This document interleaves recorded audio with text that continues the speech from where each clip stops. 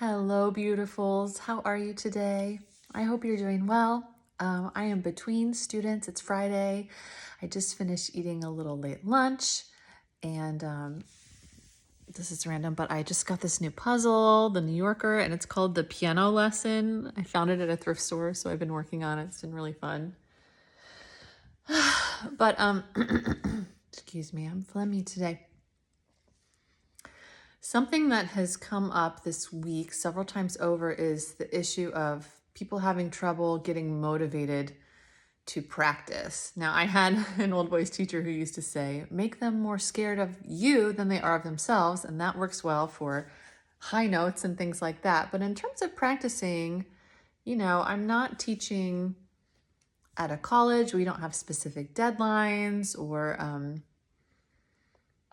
rep requirements that we have to hit. Like, I always try to find certain goals with my students, but anyway, let me see if I can gather my thoughts here enough. Basically, what I wanted to share is what works for me and what has seemed to work for some of my students as well in terms of practice. If you're having a hard time sitting down to practice for whatever reason, a lot of them, most of my students adults now, and a lot of them are what I would call at capacity. They have stressful jobs, or they have stuff going on in their personal lives and their rope is short, their mental rope, or maybe they have some deep insecurities, or maybe they're feeling low in general. Maybe they're a little bit depressed and they're just having trouble with motivating themselves to do even smaller things like, well, cooking isn't a smaller thing for me. That's like a big annoying thing that I have to do daily.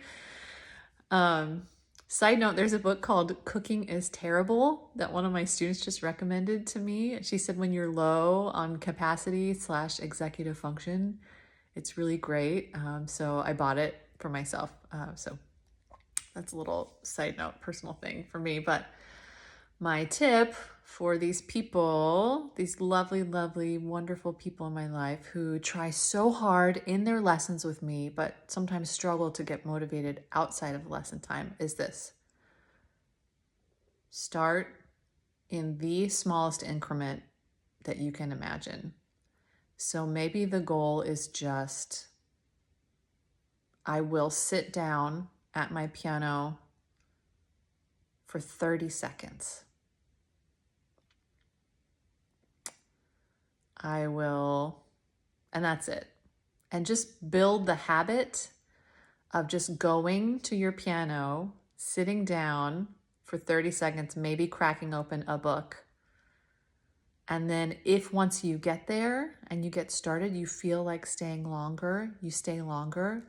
But just building up, just breaking that seal of the initial habit, I think is huge. And I was watching this video from this other guy. I forgot what his name is, but he was talking about this, basically the same concept, and he calls it like the 2-minute rule. So I've been trying to incorporate this in my own life. Practicing singing for me isn't like an issue really so much. I feel like I have to fix my makeup here. But I've been kind of out of the loop with my yoga and my meditation, and it definitely makes a difference in my life, makes me feel better. So the past 2 days in a row, I've rolled out my yoga mat. I've done the easiest, sweetest practice I could think of from Yoga with Adrienne online on YouTube. It's like a 7 or 10 minute video. It's so easy. But because it's so easy, I don't feel intimidated or overwhelmed. Excuse me. That's the lunchies. Starting that way. And same with my meditation. I found this old meditation that I used to do, and it's pre-recorded. It's 10 minutes. I don't have to think about which meditation am I gonna do and how much time do I have and is it gonna be hard? Like, no, I just am like, this is the one I'm going to. I'll do it a few days in a row. So I think sometimes it's like the decision making around like, what am I gonna do once I get to the piano? Like, do I warm up first? Should I go over my German diction? Should I do this or that? I'm seeing this come up a lot, especially in my adult students, which is really interesting. It's almost like the high schoolers are in this place daily of kind of being led and told what to do from all of their teachers, and they just kind of take what you say and do it. And I try to give them, especially my high schoolers, specific tasks to do each week, even if it's small. Like your homework is every time you're in choir, I want you to think about your soft palate and your breathing, or and listen to this recording and text me back what you think, or email me what you think of this recording. Listen to the tone or watch their mouth position, something that applies to what we've been working on together and their voice lesson. And then maybe a goal for their repertoire as well. And that seems to work really well for them. But yeah, I don't know. I feel like almost like it's something in the air. Maybe I'm just projecting, but for me, often without seeming, my brain's tired, without a lot of obvious reasons, I'm just feeling like overwhelmed and I can't make decisions, even about like small things. Like look at my roots. My hair hasn't been done in like 14, 15, 16 weeks. It's so overdue. And yet I cannot pick a new hair lady. The old one kicked me out.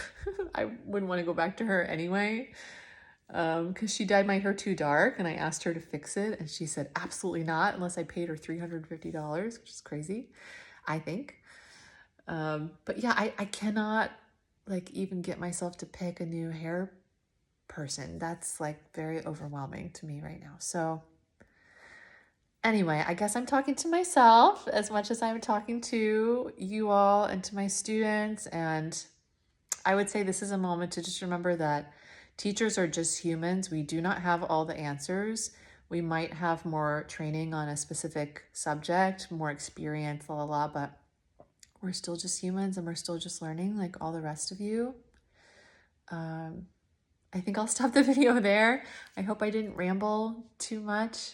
I feel very grateful for you all being here, and I'm hoping to just keep doing more of these and putting out into the world. And I hope you have a great weekend if you're watching this on the Friday when I'm releasing it, and I will see you soon.